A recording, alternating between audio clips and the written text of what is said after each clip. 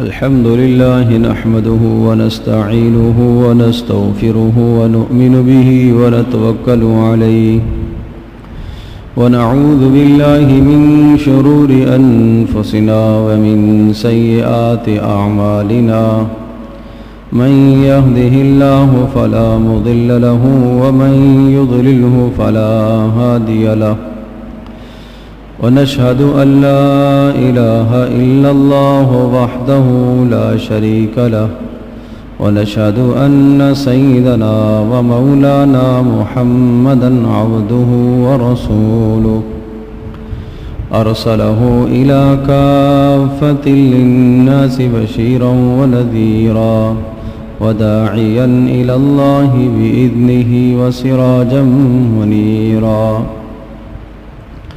أما بعد فأعوذ بالله من الشيطان الرجيم بسم الله الرحمن الرحيم قل أعوذ برب الفلق من شر ما خلق ومن شر غاسق إذا وقب ومن شر النفاثات في العقد ومن شر حاسد إذا حسد قل أعوذ برب الناس ملك الناس إله الناس من شر الوسواس الخناس الذي يوسوس في صدور الناس من الجنة والناس آمنت بالله صدق الله مولانا العظيم وصدق رسوله النبي الأمي الكريم ونحن على ذلك من الشاهدين والشاكرين والحمد لله رب العالمين. گرامی قدر حاضرین، قرآن مجید کی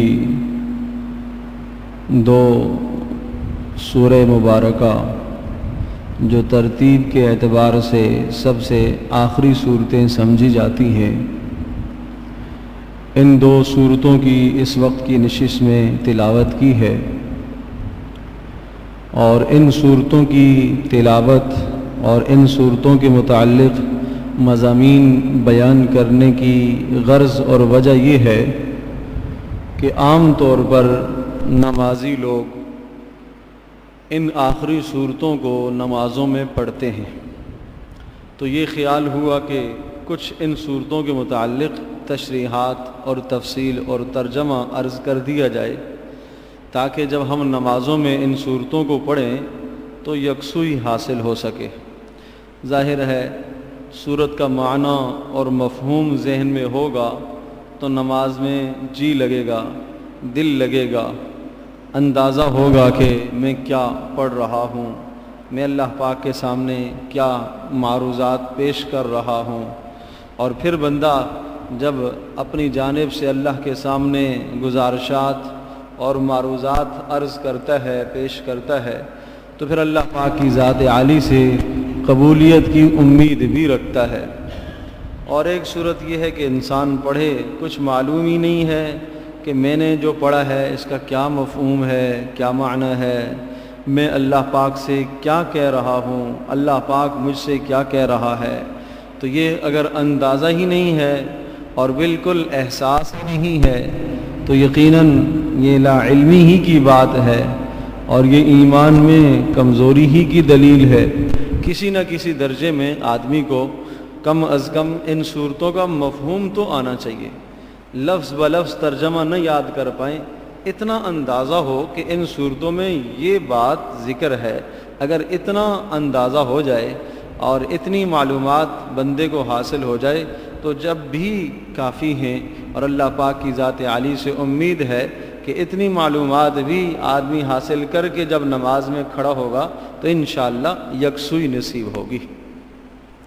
تو یہ جو دو صورتیں ہیں، سورۃ الفلق اور سورۃ الناس، یہ دو صورتیں قرآن مجید میں ترتیب کے اعتبار سے سب سے آخری صورتیں شمار کی جاتی ہیں، اور ان دونوں صورتوں کے اندر کل 11 آیات ہیں، دونوں کو ایک میں 5 اور ایک میں 6، کل 11 آیات ہیں، اور ان صورتوں کا ایک خاص شان نزول اور پس منظر بھی ہے۔ اگر اس شان نزول اور پس منظر کو آپ سمجھ جائیں گے تو انشاءاللہ ان صورتوں کی افادیت اور ان صورتوں کا فائدہ ہونا وہ آپ کے ذہن میں اچھی طرح سے مرکوز ہو جائے گا۔ تو عرض یہ ہے کہ رسول پاک صلی اللہ تعالیٰ علیہ وسلم جب مکہ مکرمہ سے ہجرت کر کے مدینہ منورہ تشریف لے گئے، مدینہ منورہ کے اندر جو لوگ آباد تھے ان میں سے اکثر و بیشتر یہود تھے، اور یہ وہ لوگ تھے جو ملک شام سے اور دور دراز کے علاقوں سے اٹھ کر آئے تھے، اور ایک عرصے سے حضرت صلی اللہ علیہ وسلم کی ہجرت سے صدیوں پہلے یثرب میں آ کے آباد ہوئے۔ اور یہ اس لیے آباد ہوئے تھے کہ انہوں نے اپنی کتابوں میں یہ پڑھ رکھا تھا، تورات میں اور انجیل میں، کہ جو نبی آخر الزمان آئیں گے وہ مدینہ منورہ یعنی یثرب میں ہجرت کر کے آئیں گے، اور جو ان کا استقبال کرے گا اور جو ان کا انصاری بنے گا، مددگار بنے گا، اس کے بڑے فضائل ہوں گے، اس کے لیے جنت کی خوشخبریاں اور اس کے لیے کامیابی کی خوشخبریاں، یہ سب باتیں انہوں نے اپنی کتابوں میں پڑھی۔ تو یہ اس طمع اور اس لالچ میں خود پہلے سے آ کے آباد ہوئے، اور یہ خیال کیا کہ تاکہ جب نبی آخر زمان یہاں ہجرت کر کے آئے تو ہم سب سے پہلے استقبال کریں۔ تو اس نظریے کے تحت یہ مدینہ میں آ کے آباد ہوئے۔ اللہ تبارک و تعالیٰ کا کرنا ایسا ہوا کہ رسول پاک صلی اللہ تعالیٰ علیہ وسلم جب مدینہ طیبہ میں ہجرت کر کے تشریف لے آئے، اور حضرت صلی اللہ علیہ وسلم کی اس سے 13 سال پہلے مکہ میں جب بعثت ہوئی اور آپ علیہ الصلوۃ والسلام نے نبوت کا اعلان فرمایا، تو یہ خبر جب یہودیوں کو پہنچی تو وہ حسد میں مبتلا ہو گئے، اور وہ حسد اس لیے کرنے لگے کہ ان کا یہ خیال تھا کہ جو نبی آخر الزمان آئے گا وہ ہمارے خاندان میں سے ہوگا، اور یہ لوگ حضرت یعقوب علیہ السلام کی اولاد میں سے تھے، اور یعقوب علیہ السلام کی اولاد حضرت یعقوب علیہ السلام کا ایک نام اسرائیل بھی ہے۔ اسرائیل کا معنی عبرانی زبان میں ہے عبداللہ، اللہ کا بندہ۔ اسرا عبد اور ایل اللہ، جبرائیل عبداللہ اللہ کا بندہ، میکائیل اسی طرح سے اللہ کا بندہ، تو اسرائیل بھی اس کا معنی ہے اللہ کا بندہ۔ یہ یعقوب علیہ السلام کا لقب تھا، اور یعقوب علیہ السلام کا یہ لقب تھا۔ ابراہیم علیہ السلام نبی ہیں۔ ابراہیم علیہ السلام کے 2 بیٹے تھے، ایک اسماعیل اور ایک اسحاق۔ اسحاق علیہ السلام سے یعقوب علیہ السلام پیدا ہوئے، ابراہیم علیہ السلام کے پوتے، اور پھر یعقوب علیہ السلام سے آگے نبوت کا سلسلہ چلا، اور بنی اسرائیل میں جتنے بھی نبی آئے ہیں وہ سب کے سب یعقوب علیہ السلام کی اولاد میں سے۔ جب یعقوب علیہ السلام کی اولاد میں سے، تو یعقوب علیہ السلام بیٹے ہیں اسحاق علیہ السلام کے، اور اسحاق علیہ السلام بیٹے ہیں ابراہیم علیہ السلام کے۔ ابراہیم علیہ السلام کے جو دوسرے بیٹے تھے اسماعیل علیہ السلام، ان سے کوئی نبی نہیں ہے سوائے رسول پاک صلی اللہ علیہ وسلم کے۔ حضرت صلی اللہ علیہ وسلم کا سلسلہ نسب وہ حضرت اسماعیل سے ملتا تھا، گویا کہ نبی علیہ السلام بنو اسماعیل کہلاتے ہیں، اور یہ یہودی جو تھے یہ بنو اسرائیل کہلاتے تھے، یعنی یعقوب کی اولاد، اسحاق کی اولاد، اور نبی علیہ السلام اسماعیل علیہ السلام کی اولاد میں سے آئے۔ تو یہ حسد ان کو کھا گیا کہ نبی آخر الزمان جو آیا ہے وہ ہمارے خاندان اور ہمارے نسب سے کیوں نہیں آیا۔ اس حسد کی بنیاد پر انہوں نے رسول اکرم صلی اللہ علیہ وسلم کے خلاف کئی قسم کے منصوبے بنائے، اور حضرت صلی اللہ علیہ وسلم جب مدینہ طیبہ میں تشریف لے آئے تو حضرت صلی اللہ علیہ وسلم نے ان یہودیوں کے ساتھ ہر قسم کی جنگ بندی کا معاہدہ فرمایا۔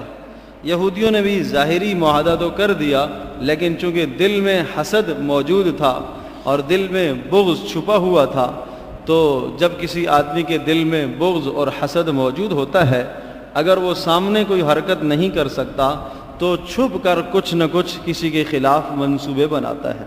تو یہودیوں نے رسول پاک صلی اللہ علیہ وسلم کو ہر ممکن کوشش کی اذیت اور تکلیف دینے کی، اور اس اذیت اور تکلیف کی ایک شکل یہ تھی کہ یہودیوں نے حضرت صلی اللہ علیہ وسلم پر جادو کیا، نبی علیہ السلام پر سحر کیا، اور اس سحر کے بعد حضرت صلی اللہ علیہ وسلم پر اس سحر کے اثرات ظاہر ہوئے۔ کیوں ظاہر ہوئے؟ اس لیے کہ نبی علیہ السلام بہرحال انسان ہیں۔ جیسا اس دنیا میں آدمی کو بخار آتا ہے، نزلہ آتا ہے، کھانسی آتی ہے، کیوں جی؟ اس لیے کہ یہ انسان ہے، انسان ہونے کی حیثیت سے یہ چیزیں اس کے ساتھ دنیا میں لگی رہتی ہیں۔ اسی طرح سے انبیاء علیہ السلام پر بھی یہ بیماریاں آتی رہتی تھیں، بخار بھی آیا، کھانسی بھی آتی ہے، نزلہ بھی آتا ہے، سر درد بھی آتا ہے، اور جو تکلیفیں عام انسانوں کو پہنچتی ہیں وہ انبیاء علیہ السلام کو بھی پہنچتی ہیں، اور رسول اکرم صلی اللہ علیہ وسلم کو بھی وہ تکلیفیں پہنچتی ہیں۔ اسی طرح سے من جملہ ان تکلیفوں میں سے سحر اور جادو بھی ایک تکلیف ہے۔ اس جادو کے ذریعے سے بھی عام انسانوں کو بھی تکلیف پہنچتی ہے اور انبیاء کو بھی تکلیف پہنچتی ہے۔ چنانچہ رسول پاک صلی اللہ علیہ وسلم کی صحت پر اس کا اثر ہونے لگا، اور وہ کوئی ایسا اثر نہیں تھا کہ جس اثر سے حضرت صلی اللہ علیہ وسلم کا فرض منصبی چھوٹ جائے، کہ آپ علیہ السلام جس مقصد کے لیے اللہ نے انہیں دنیا میں بھیجا ہے وہ مقصد ہی رہ جائے، ایسا اثر نہیں تھا، بہت معمولی سا اثر تھا۔ اور اس اثر کی تفصیل حضرت عائشہ رضی اللہ تعالیٰ عنہا یہ بیان فرماتی ہیں کہ رسول پاک صلی اللہ علیہ وسلم کوئی کام کر لیتے پھر خیال ہوتا کہ نہیں کیا، کچھ بھول کی کیفیت طاری ہو گئی، اور کچھ جسم میں درد سا محسوس ہونا شروع ہوا، اور یہ تذکرہ حضرت صلی اللہ علیہ وسلم نے حضرت عائشہ رضی اللہ تعالیٰ عنہا کے سامنے ذکر فرمایا، اور کوئی زیادہ عرصہ نہیں گزرا، چند ہی دنوں کے اندر اللہ پاک نے ان اثرات کو، نبی علیہ السلام کے اوپر جو سحر کے اثرات آئے ان اثرات کو اللہ پاک نے ختم فرمایا، اور وہ چند ہی دنوں کے اندر ہوا۔ حضرت صلی اللہ علیہ وسلم ایک دن صبح کو حضرت عائشہ رضی اللہ تعالیٰ عنہ کے سامنے آپ نے تفصیل بیان فرمائی، کہا عائشہ جو میرے اوپر اثرات کا معاملہ تھا اور جو سحر اور جس کی وجہ سے مجھے تکلیف ہوتی تھی وہ اللہ پاک نے میرے سامنے واضح کر دیا۔ انہوں نے پوچھا اللہ کے رسول کیسے واضح کیا؟ کہا میں نے خواب میں دیکھا ہے کہ دو فرشتے میرے پاس آ کر بیٹھے۔ اچھا، نبی کا جو خواب ہوتا ہے یہ وحی ہوتا ہے، نبی کو جو خواب میں چیز دکھائی جاتی ہے وہ بالکل 100% وحی ہوتی ہے، عام آدمی کی طرح نبی کا خواب نہیں ہوتا، وہ یقینی ہوتا ہے، اس میں کوئی ظن اور گمان کی بات نہیں ہے، وہ بالکل یقینی ہوتا ہے۔ چنانچہ رسول پاک صلی اللہ علیہ وسلم نے اس کی تفصیل یہ بیان فرمائی کہ میں نے خواب میں دیکھا کہ دو فرشتے آ کر میرے پاس بیٹھ گئے، اور وہ دونوں فرشتے آپس میں گفت و شنید کرنے لگے۔ ایک نے دوسرے سے پوچھا کہ اس کو کیا ہوا، دوسرے نے بتایا کہ اس پر سحر ہوا، جادو ہوا۔ پھر پہلے نے پوچھا کہ کس نے کیا، دوسرے نے بتایا لبید بن اسم ایک یہودی تھا اس نے کیا۔ پھر پہلے نے پوچھا اچھا کس چیز پر کیا، پھر اس نے بتایا، دوسرے نے بتایا کہ کنگے کے اندر کیا۔ جب آدمی سر کا کنگا کرتا ہے بیچ میں جو بال رہ جاتے ہیں ان بالوں پر سحر کیا گیا۔ اور پھر دوسرے نے پوچھا کہ اچھا وہ اس سحر کو کہاں رکھا گیا، تو بتایا دوسرے نے کہ فلاں فلاں جگہ پر ایک کنواں ہے، اس کنویں کے اندر دبایا گیا۔ حضرت صلی اللہ علیہ وسلم صبح کو جب بیدار ہوئے، حضرت عائشہ کو یہ ساری تفصیل بتائی، پھر رسول پاک صلی اللہ علیہ وسلم وہاں خود تشریف لے گئے۔ آپ علیہ السلام نے اس کنویں کے پانی کو جب دیکھا وہ زرد پڑ چکا تھا، سحر کے اثرات سے وہ بھی پیلا ہو گیا۔ تو رسول پاک صلی اللہ علیہ وسلم کو جس طرح سے نشاندہی کی گئی، بتایا گیا، آپ علیہ السلام نے اسی طرح سے اس جگہ کو کھدوایا اور وہ کنگا نکلوایا، اور جیسے ہی یہ آپ علیہ السلام نے نکالا اسی موقع پر یہ دو صورتیں اتر آئیں، سورہ فلق اور ناس۔ تو رسول اکرم صلی اللہ علیہ وسلم نے جب وہ کنگا دیکھا، اس کے اوپر وہ بال بھی تھے آپ علیہ السلام کے، اور کچھ دھاگے بھی تھے، اور دھاگوں پر گریں لگی ہوئی تھیں، اور 11 گریں لگی ہوئی تھی. یہ 11 آیتیں ہیں اور 11 گریں تھیں. تو رسول پاک صلی اللہ علیہ وسلم ایک ایک آیت پڑھتے جاتے اور گرہ کھولتے جاتے. دوسری آیت پڑھی, دوسری گرہ کھولی, تیسری آیت پڑھی, تیسری گرہ کھولی. اس طرح سے رسول پاک صلی اللہ علیہ وسلم نے ان 11 گروں کو کھولا اور 11 آیات کو پڑھا جو سورہ فلق اور ناس میں ہیں.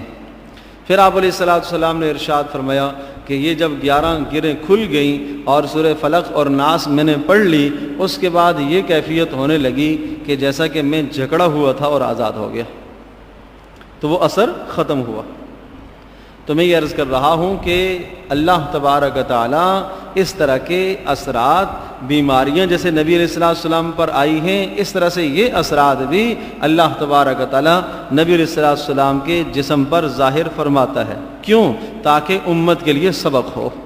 کیا سبق ہو؟ کہ اگر تمہارے ساتھ یہ حوادثات اور یہ پریشانیاں اور یہ مشکلات پیش آ جائیں تو آپ کو کیا کرنا ہے. اس لیے کہ رسول اکرم صلی اللہ علیہ وسلم کی مبارک زندگی ہم سب کے لیے اسوہ حسنہ ہے. آپ علیہ السلام کی زندگی میں ہم سب کے لیے بہترین رہنمائی ہے اور بہترین سبق ہے. جس طرح سے آپ علیہ السلام کا کبھی واسطہ اور سابقہ کافروں کے ساتھ پڑا تو کیا رویہ آپ نے اختیار فرمایا, دوسروں کے ساتھ پڑھا تو آپ نے کیا رویہ اختیار فرمایا. اسی طرح سے یہاں اگر حالات اس قسم کے پیش آ جائیں کہ اگر سحر کی کیفیت ہو جائے اور جادو ٹونے کی کیفیت ہو جائے تو اس موقع پر رسول پاک صلی اللہ علیہ وسلم کا اسوہ حسنہ کیا ہے. تو اس بات کو سمجھانے کے لیے یہ نبی علیہ السلام کی ذات گرامی پر, آپ علیہ السلام کے جسد اطہر پر اس سحر کے اثرات ظاہر ہوئے. چنانچہ حضرت صلی اللہ علیہ وسلم ان صورتوں کے نازل ہونے کے بعد پھر مت پوچھئے کہ کیا اہتمام تھا پڑھنے کا, کبھی بھی نہیں چھوڑا. پھر کب کب پڑھتے تھے؟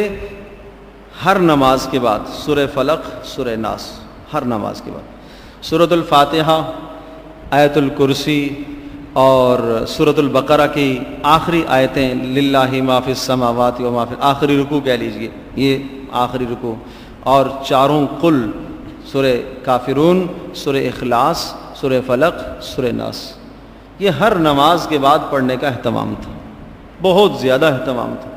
اور امت کو بھی اس کی تلقین فرمائی کہ آپ بھی پڑھا کرو. اور یقیناً مجھے امید ہے چاروں قل سبھی کو یاد ہیں, سورۃ الفاتحہ, آیت الکرسی, یہ تو تقریباً ہر مسلمان ہی کو یاد ہوتی ہیں, اور سورۃ البقرہ کا آخری حصہ بھی اکثر و بیشتر لوگوں کو یاد ہوتا ہے. نہیں یاد ہے تو یاد کر لیا جائے, اور یاد نہیں ہے تو دیکھ کے پڑھ لیا جائے. بہرحال حضرت صلی اللہ علیہ وسلم کی ہدایت اس قدر ہے کہ رسول پاک صلی اللہ علیہ وسلم خود بھی پڑھتے تھے اور صحابہ کو بھی پڑھنے کی تلقین فرمائی. ہر نماز کے بعد چاروں قل بھی پڑھتے تھے اور سورۃ الفاتحہ بھی پڑھتے تھے, آیت الکرسی بھی پڑھتے تھے, اور اسی طرح سے سورۃ البقرہ کا آخری حصہ بھی پڑھا کرتے تھے. ایک تو یہ اہتمام تھا. دوسرا اہتمام یہ تھا کہ سورہ فلق اور ناس رات کو سونے سے پہلے پھر پڑھتے تھے, اور وہ پڑھ کر ہاتھوں پر دم کر کے پورے جسم پر پھیرا کرتے تھے. اور یہ حضرت عائشہ رضی اللہ تعالیٰ عنہا کا بیان تو یہ ہے کہ رسول پاک صلی اللہ علیہ وسلم کا یہ معمول ایسا تھا کہ مجھے یاد نہیں ہے کہ ان صورتوں کے نازل ہونے کے بعد سفر میں, حضر میں, کسی بھی موقع پر آپ علیہ السلام سے یہ عمل چھوٹا ہو. ہمیشہ کیا, کبھی نہیں چھوٹا. اور یہاں تک ارشاد فرمایا کہ جب رسول پاک صلی اللہ علیہ وسلم آخری وقت میں تھے, مرض الوفات میں تھے, اور اتنے نحیف اور کمزور ہو گئے اور اتنی نقاہت ہو گئی کہ آپ علیہ السلام کا ہاتھ مبارک بھی اچھی طرح سے نہیں اٹھتا تھا, ہاتھ پھیرنے کے لیے نہیں اٹھتا تھا. تو پھر مجھے ارشاد فرمایا, تو میں نے سورہ فلق اور ناس کو پڑھا, سورہ فلق اور ناس کو پڑھا. اب میں نے سوچا کہ میں اپنے ہاتھوں پر دم کر کے وہ رسول پاک صلی اللہ علیہ وسلم کے جسم پر پھیروں, لیکن مجھے یہ خیال آیا کہ رسول پاک صلی اللہ علیہ وسلم کے مبارک ہاتھ تو مجھ سے زیادہ بابرکت ہیں, میرے ہاتھوں سے زیادہ بابرکت ہیں. اس لیے میں نے ان صورتوں کو پڑھا اور رسول پاک صلی اللہ علیہ وسلم کے ہاتھ مبارک کو اٹھایا اور آپ کے ہاتھوں پر میں نے دم کیا, اور میں نے اپنے ہاتھوں سے آپ کے ہاتھ کو پورے جسم پر پھیرا, آپ علیہ السلام کے جسم پر پھیرا. تو اس طرح سے آخری وقت بھی یہ عمل پورا کیا, آخری وقت بھی عمل پورا کیا. اور آپ جانتے ہیں کہ نبی علیہ الصلوۃ والسلام کی حفاظت کی ذمہ داری اللہ پاک نے خود لی ہے، واللہ یعصمک من الناس۔ اس آیت کے نازل ہونے کے بعد آپ علیہ الصلوۃ والسلام نے پہرہ داری بھی ہٹا دی۔ پہلے پہرہ داری کے طور پر صحابہ ہوتے تھے کہیں کہیں، جب کسی غزوے میں ہوتے تھے یا کوئی ایسا سخت خطرے کی بات سامنے آتی تھی تو پہرہ داری کیا کرتے تھے صحابہ، آپ علیہ الصلوۃ والسلام کی نگہداشت کے لیے کھڑے ہوتے تھے۔ لیکن جب یہ آیت اتری واللہ یعصمک من الناس کہ اللہ پاک خود آپ کی حفاظت کرے گا، آپ علیہ السلام نے پہرہ پھر ختم کر دیا۔ تو ایک طرف تو یہ حال ہے، یعنی اس قدر اللہ تبارک و تعالیٰ نے حفاظت کی ذمہ داری بھی لی ہوئی ہے، لیکن دوسری طرف آپ علیہ السلام کا اپنا عمل کیا بتا رہا ہے؟ یہ امت کو تلقین ہے، یہ امت کو رہنمائی دی جا رہی ہے اور سبق سمجھایا جا رہا ہے کہ یہ وہ صورتیں ہیں کہ بیماری کی حالت ہو، سفر کی حالت ہو، حضر کی حالت ہو، کسی بھی وقت ان صورتوں کو چھوڑا نہیں جا سکتا، ورنہ نہ جانے دنیا میں کیا انسان کو نقصانات پیش آ سکتے ہیں، ورنہ نہ جانے اس دنیا کے اندر انسان کو کن کن مصائب اور پریشانیوں سے سامنا کرنا پڑے گا۔ تو اس لیے رسول پاک صلی اللہ علیہ وسلم کا بہت زیادہ اہتمام تھا ان صورتوں کے پڑھنے کا۔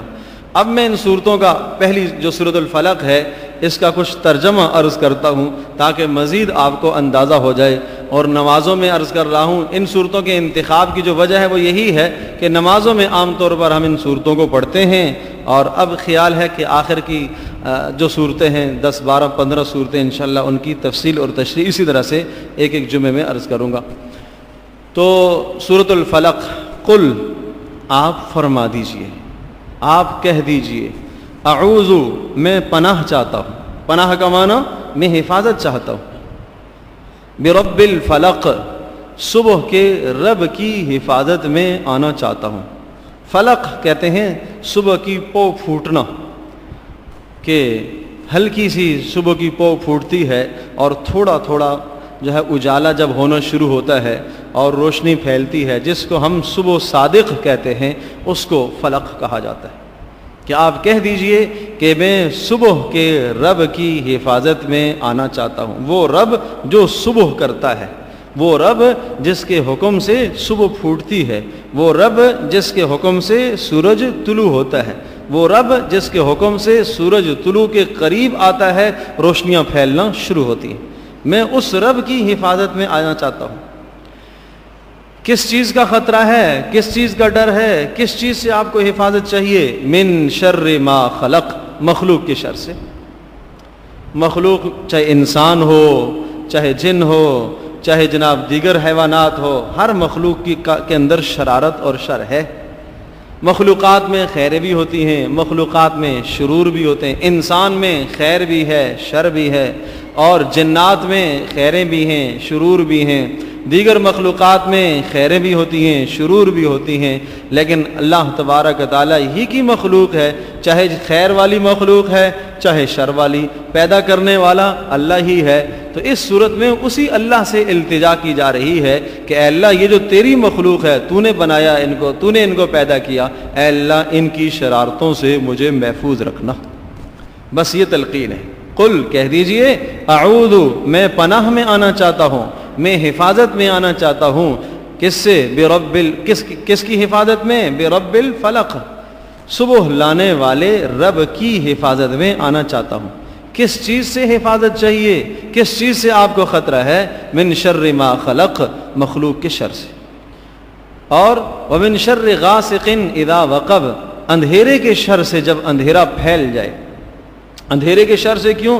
اس لیے کہ جتنے اس قسم کے کرتب کیے جاتے ہیں وہ زیادہ تر اندھیرے میں کیے جاتے ہیں، اور زیادہ تر راتوں کی تاریکیوں میں کیے جاتے ہیں، اور راتوں کی تاریکیوں کے اندر چونکہ شیطان بھی جنات بھی خوب فعال ہوتے ہیں اور وہ اثرات زیادہ مرتب ہوتے ہیں، اس لیے ارشاد فرمایا من شر ما خلق، مخلوق کے شر سے، اور ومن شر غاسق اذا وقب، اور اندھیرے کے شر سے جب اندھیرا چھا جائے، ومن شر النفاثات فی العقد، اور گرہوں پر دم کرنے والیوں کے شر سے۔ یہ کون تھی گرہوں پر دم کرنے والیاں؟ وہ لبید بن اسم جو یہودی تھا، اس کی بیٹیوں کو اس نے خود جادو اور سحر سکھایا تھا، اور ان بیٹیوں نے نبی صلی اللہ علیہ وسلم پر سحر کیا تھا۔ 2 لڑکیاں تھیں، یہودی تھی دونوں، تو اس لیے فرمایا من شر النفاثات فی العقد، گرہوں پر دم کرنے والیوں کے شر سے، کہ ایک ایک گرہ لگاتی گئیں اور دم پڑتی گئیں، کوئی الٹا سیدھا انہوں نے منتر پڑھا جس سے رسول پاک صلی اللہ علیہ وسلم کی صحت پر اثرات آئے۔ اور ومن شر حاسد اذا حسد، اور حسد کرنے والے کے شر سے جب وہ حسد کرے۔ تو کن کن چیزوں سے پناہ مانگی گئی، حفاظت مانگی گئی؟ مخلوق کا شر، اندھیرے کا شر، گھروں پر دم کرنے والیوں کا شر، اور حسد کرنے والے کا شر۔ یہ چار قسم کے شرور انسان کو بڑے نقصان دیتے ہیں۔ مخلوق کا شر، اللہ پاک ہم سب کی حفاظت فرمائے۔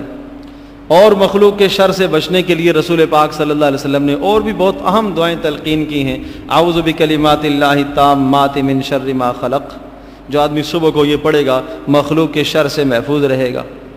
بسم اللہ الذی لا یضر مع اسمہ شیء فی الارض ولا فی السماء وہو السمیع العلیم، جو صبح کو 3 بار پڑھے گا وہ بھی ہر شر سے محفوظ رہے گا۔ اور دوسرا عرض کیا اندھیرے کا شر، اور تیسرا عرض کیا کہ گھروں پر دم کرنے والیوں کے شر سے، اور جو چوتھا شر ہے وہ عرض کیا کہ حسد کرنے والے کا شر۔ تو اس سے پتہ چلتا ہے کہ حسد کرنے والا اگر آپ کے خلاف کوئی منصوبہ نہیں بھی کرتا تو جب بھی حسد کرنے والے کے حسد سے نقصان ہوتا ہے۔ حاسد جب حسد کی نگاہ سے دیکھتا ہے محسود کو تو محسود کو ضرور نقصان ہوتا ہے۔ محسود جس پر حسد کیا جائے اس کو ضرور نقصان ہوتا ہے۔ یہ آپ یوں سمجھ لیجئے کہ کوئی کچھ کرے نہ کرے، ایک آدمی اگر آپ کو بری اور غلط اور حسد کی نگاہ سے دیکھتا ہے اور اس نظریے سے اور اس سوچ سے دیکھتا ہے کہ آپ کے پاس جو نعمت ہے یہ نعمت چھن جائے، یہ عزت اسے کیوں حاصل ہے، یہ نعمت اسے کیوں حاصل ہے، یہ چیز اسے کیوں حاصل ہے، اگر اس نظریے کے ساتھ کوئی بھی چیز آپ کے پاس ہے اور دوسرا اس برے خیال اور تصور سے دیکھتا ہے تو آپ کو ضرور نقصان ہوگا۔ اب آپ کو بھی عمل بتایا، اس کو بھی عمل بتایا، جسے پتہ چلتا ہو کہ ہاں میرا حسد اس کو لگے گا۔ یہ جو نظر بد ہے یہ کیا ہے؟ یہ حسد ہی کا نتیجہ ہے، جس کو ہم لوگ کہتے ہیں نظر بد لگ گئی، تو نظر بد کیا ہوتی ہے؟ یہ حسد کا نتیجہ ہے، اور بسا اوقات وہ بلا حسد بھی لگتی ہے۔ مثال کے طور پر اپنے بچوں کو بھی نظر لگ جاتی ہے ماں باپ کی، وہ اس لیے لگتی ہے کہ جب آپ کو اپنا بچہ یا کوئی بھی شے اپنی آپ کو اچھی لگی، شیطان آپ کے ساتھ لگا ہوا ہے، وہ نہیں چاہتا کہ آپ کو کوئی شے اچھی لگے۔ جیسے ہی آپ کو وہ چیز اچھی لگی اور آپ نے اچھائی کا تذکرہ کیا تو شیطان فوری اس چیز کو نقصان پہنچانے کی کوشش کرتا ہے۔ بچے پر بچہ آپ کو اچھا لگا، اس کی کوئی بھی بات آپ کو اچھی لگی، آپ نے تذکرہ کیا، لیکن آپ نے لفظ ماشاءاللہ نہیں کہا، ماشاءاللہ کہنا بھول گئے، تو کیا ہوا؟ شیطان فوری اس کو نقصان پہنچاتا ہے۔ جب نقصان پہنچاتا ہے اور مسلسل نقصان دینا شروع کر دیتا ہے، اسی چیز کا نام ہے نظر لگ جانا، اسی چیز کا نام ہے نظر بد لگ کے جانا۔ اب حل یہ بتایا کہ آپ ماشاءاللہ کہہ دو تو نظر سے محفوظ ہو جائے گا۔ آپ کو کوئی بھی شے اچھی لگی ہے تو آپ اس پر ماشاءاللہ کہیں۔ اب اللہ پاک کا نام لے آؤ بیچ میں، اللہ تبارک و تعالیٰ کے مبارک نام کو بیچ میں اگر آپ نے ڈال دیا، اب شیطان اس کو ضرر نہیں پہنچا سکتا، اس لیے کہ فرشتے اس کی حفاظت کے لیے مأمور اور متعین ہوگے۔ تو اب اللہ پاک کا نام بیچ میں لے آؤ۔ اور اسی طرح سے یہ بتایا کہ جس آدمی کو یہ اندیشہ اور خطرہ ہو، کسی آدمی کے اندر جیلسی ہوتی ہے، حسد کا مزاج ہوتا ہے، لیکن اگر اس کے اندر ساتھ ساتھ ایمانداری اور دینداری بھی ہے اور اسے پتہ ہے کہ ہاں میرے اس عمل سے دوسرے کو نقصان پہنچے گا، تو اسے ضرور ماشاءاللہ کہنا چاہیے، اسے پڑھنا چاہیے ماشاءاللہ، اور جب وہ ماشاءاللہ نہیں پڑھے گا تو ضرر ہوگا، نقصان ہوگا۔ آپ حیران ہوں گے، رسول پاک صلی اللہ تعالیٰ علیہ وسلم کے زمانے کی بات ہے، جب مشرکوں نے ہر طرف سے کوشش کی کہ رسول پاک صلی اللہ علیہ وسلم کو زیر نہیں کیا جا سکتا، تو ایک شخص کے متعلق مشہور تھا کہ اس ظالم کی ایسی نظر بد لگتی ہے کہ اگر وہ کھڑے کھڑے اونٹ کو بھی دیکھتا تھا تو وہ بھی پھٹ جاتا تھا۔ اس کو لے آئے نبی علیہ الصلوۃ والسلام کے حسن کے بارے میں، کہو بھائی کیسا حسن ہے؟ اللہ پاک نے حفاظت فرمائی، اللہ نے یہ آیتیں اتاری، وَإِن يَكَادُ الَّذِينَ كَفَرُوا لَيُزْلِقُونَكَ بِأَبْصَارِهِمْ لَمَّا سَمِعُوا الذِّكْرَ وَيَقُولُونَ إِنَّهُ لَمَجْنُونٌ۔ وما هو الا ذکر للعالمین، کہ یہ ظالم تو آپ کے ضرر اور آپ کو نقصان پہنچانے کے ایسے در پہ ہیں، اگر اللہ تبارک و تعالیٰ آپ کی حفاظت نہیں کرتا اور اللہ تبارک و تعالیٰ آپ کا تحفظ نہ کرتا تو یہ نظروں سے، آنکھوں سے آپ کو نقصان پہنچاتے، اور آنکھوں سے اور نظروں سے نقصان پہنچانا یہی ہے۔ تو اس سے پتہ چلتا ہے کہ حسد کرنے والے کے شر سے پناہ اس لیے مانگی گئی ہے کہ حسد کرنے والا جب حسد کرتا ہے تو اس سے نقصان پہنچتا ہے۔ اس لیے علماء نے لکھا ہے کہ اگر آپ کے پاس کوئی نعمت ہے اور کوئی بھی اچھی چیز ہے تو آپ سمجھتے ہیں ایسے آدمی کے سامنے ذکر کریں کہ جو آپ کا مخلص ہو، جو آپ کا خیر خواہ ہو، جس کے سامنے آپ اپنی اچھائی کا، آپ اپنی نعمت کا ذکر کریں گے تو وہ حسد میں، جیلسی میں مبتلا نہیں ہوگا، تو آپ ذکر کریں۔ اور اگر آپ یہ سمجھتے ہیں کہ نہیں یہ حسد کرنے والا ہے تو پھر آپ تذکرہ نہ کریں، پھر آپ اس کو مخفی رکھیں۔ اگر آپ تذکرہ کریں گے تو آپ کو نقصان ہوگا، اس لیے کہ وہ تو حاسد ہے۔ ہمارے ماحول اور معاشرے میں بسا اوقات یہ ہوتا ہے کہ رشتہ داریوں میں، قرابت داریوں میں، خاندانوں میں ہم یہاں حد سے تجاوز کر جاتے ہیں کہ اپنی کوئی نعمت ہے اور وہ رشتہ دار، وہ عزیز، وہ دوست و احباب جن سے مزاج نہیں ملتا، نہیں بنتا، ان کے سامنے ہم بڑے برملا طریقے سے ذکر کرتے اور خوش ہو کے ذکر کرتے، اور مقصد کیا ہوتا ہے؟ اس کو تپانا۔ مقصد کیا ہوتا ہے؟ تاکہ وہ جیلسی میں مبتلا ہو۔ مقصد کیا ہوتا ہے؟ تاکہ اس کو اذیت اور تکلیف ہو۔ اللہ کے بندو، اس کو اذیت تو دے رہے ہو، اپنے لیے بھی مصیبت کر رہے ہو۔ نہ ذکر کرو، اپنے لیے نہ حاسد پیدا کرو، اپنے لیے نہ شرارتیں پیدا کرو، اور اپنے لیے نہ شرور بناؤ۔ یہ سب شرور کے اسباب ہیں۔ تو اس لیے بری سوچ خود بھی آدمی نہ اختیار کرے، اور اس بری سوچ سے اگر آدمی نعمت کو تذکرہ کرتا ہے، چند عرصوں کے بعد وہ نعمت، چند وقت کے بعد وہ نعمت چھن جاتی ہے۔ جب نعمت چھن جاتی ہے آدمی کہتا ہے پتہ نہیں کیا ہو گیا۔ یہ اسی حسد کا نتیجہ ہے، اور یہ اسی فتنے کا نتیجہ ہے کہ جو انسان نے بری سوچ سے اور برے خیال سے ایک نعمت کا تذکرہ کیا۔ تو اس لیے اس سے بڑا ضرر ہوتا ہے، بڑا نقصان ہوتا ہے۔ ہاں، جہاں آپ کو یہ 100% یقین ہے کہ ہاں اس کے سامنے ذکر کرنے میں کوئی برائی نہیں آئے گی اور کوئی ایسی بات نہیں آئے گی، تو وہاں ذکر کرنے میں کوئی حرج نہیں ہے۔ اور جب بھی آدمی ذکر کرے تو پھر اللہ تبارک و تعالیٰ کا نام بیچ میں ضرور لے آئے، اور اسے بھی چاہیے سامنے والے کو کہ وہ آپ کی اس نعمت کو سن کر وہ ضرور ماشاءاللہ کا لفظ کہے، اور نہیں کہہ رہا تو اسے کہلواؤ، اس کا مزاج بناؤ، عادت ڈالو اس کی۔ تو آدمی بھی خود بھی تذکرہ بھی کرے تو تب بھی اللہ تبارک و تعالیٰ کی حمد و ثنا کے ساتھ ذکر کرے کہ اللہ پاک کا ذکر اللہ کا شکر اور احسان ہے۔ رسول اکرم صلی اللہ علیہ وسلم کو اللہ تبارک و تعالیٰ نے اس بات کا حکم دیا، وَأَمَّا بِنِعْمَةِ رَبِّكَ فَحَدِّثْ، جو اپنے پروردگار کی نعمت آپ کے پاس ہے آپ اسے بیان کیجئے، آپ اسے اظہار کیجئے۔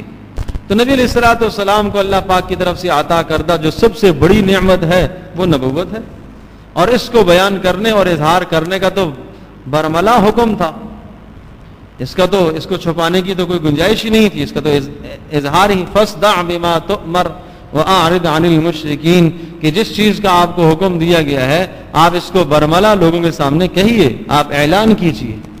تو عرض یہ کر رہا ہوں کہ کہیں اگر آپ کو 100% یقین ہے کہ ہاں میرے اس تذکرہ کرنے سے مجھے نقصان نہیں ہوگا، تو پھر تذکرہ کرنا جو ہے وہ مضر نہیں ہے، اور پھر کوئی مذائقہ نہیں ہے، آدمی کر بھی دے۔ لیکن جہاں آپ کو یقین ہے کہ نہیں نقصان ہوگا تو وہاں اپنی نعمت کا، اپنی اچھائی کا ذکر آدمی نہ کرے۔ اس لیے یہ بات آپ نے شاید سنی ہوگی، پہلے بھی کئی بار عرض کر چکا ہوں کہ جب آپ نے کوئی اچھا خواب دیکھا ہے تو اچھے خواب کو بھی کس کے سامنے بیان کیا جائے؟ اپنے مخلص کے سامنے بیان کیا جائے، اپنے حاسد کے سامنے نہ بیان کیا جائے۔ اس لیے کہ ممکن ہے وہ حاسد کوئی الٹی تعبیر کر دے، اور خواب کا معاملہ بسا اوقات ایسا ہوتا ہے کہ سامنے والے نے جو جملہ کہا تعبیر اسی کی طرف چلی جاتی ہے۔ اگر اس نے اچھا کہا اسی کی طرف منتقل ہو جائے گی، اس نے برا لفظ کہا برے ہی کی طرف منتقل ہو جائے گی۔ اس لیے حکم ہے کہ آپ کسی اپنے مخلص کے سامنے اور ایسے شخص کے سامنے کہ جو آپ سے عقیدت رکھتا ہو اس کے سامنے آپ تذکرہ کریں۔ حدیث پاک میں خیر ایک اضافی جملہ یہ بھی بتا دیتا ہوں، آپ علیہ الصلوۃ والسلام نے یہ بھی ارشاد فرمایا، بلکہ تلقین بھی کی اور عمل سے بھی امت کو یہ سبق دیا۔ نبی علیہ الصلوۃ والسلام کے سامنے جب کوئی خواب آ کر بیان کرتا تھا، اے اللہ کے رسول میں نے یہ خواب دیکھا، تو آپ یہ دعا پڑھتے تھے، خیر لک و شر لعدوک، خیر لک و شر لعدوک، کہ اللہ کرے یہ خواب آپ کے حق میں خیر ہو اور آپ کے دشمنوں کے حق میں شر ہو۔ تو یہ دعا اس موقع کی پڑھنے کی ہے کہ جب آپ کے سامنے کوئی خواب بیان کرے۔ تو خیر یہ عرض کر رہا تھا کہ سورۃ الفلق اور سورۃ الناس نزول کے اعتبار سے تو نہیں، ترتیب کے اعتبار سے قرآن مجید کی دو آخری صورتیں کہلاتی ہیں، اور دونوں کا معنی اور مفہوم قریب قریب ملتا جلتا ہے، اور دونوں صورتوں کے اندر کل 11 آیات ہیں، اور ان صورتوں کے اندر سحر اور جادو کا توڑ بتایا گیا ہے۔ حضرت صلی اللہ علیہ وسلم کا بہت زیادہ اہتمام تھا ان کے پڑھنے کا۔ ان میں سے میں نے سورۃ الفلق کا ترجمہ آپ کے سامنے عرض کیا، اور اس کے عرض کرنے کی وجہ اور مقصد یہ تھا کہ عام طور پر نمازوں میں ہم آخری صورتوں کو پڑھتے ہیں تاکہ تھوڑا سا مفہوم اور تشریح ہمارے ذہن میں آ جائے، اور نمازوں میں جب ہم ان صورتوں کو پڑھیں تو یکسوئی بھی نصیب ہو۔ تو قل اعوذ برب الفلق، آپ فرما دیجئے، آپ کہہ دیجئے کہ میں حفاظت میں آنا چاہتا ہوں، پناہ میں آنا چاہتا ہوں، صبح کے رب کی حفاظت میں آنا چاہتا ہوں۔ کس چیز سے حفاظت چاہیے؟ من شر ما خلق، مخلوق کے شر سے، ومن شر غاسق اذا وقب، اندھیرے کے شر سے جب وہ پھیل جائے، ومن شر النفاثات فی العقد، اور گروہ پر دم کرنے والیوں کے شر سے، ومن شر حاسد اذا حسد، اور حسد کرنے والے کے شر سے۔ اللہ تبارک و تعالی ہم سب کی حفاظت فرمائے۔ وآخر دعوانا الحمدللہ۔